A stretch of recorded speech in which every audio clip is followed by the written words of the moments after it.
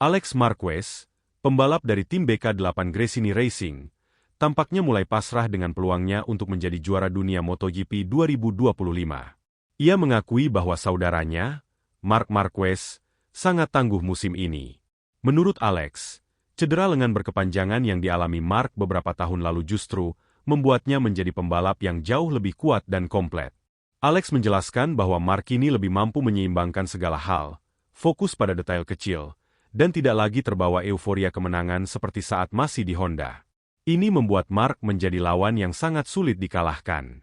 Bagi Alex, performa Marc yang mampu memenangkan banyak balapan beruntun di masa lalu, kini diperkuat dengan mentalitas baru, menjadikannya lawan yang paling ditakuti.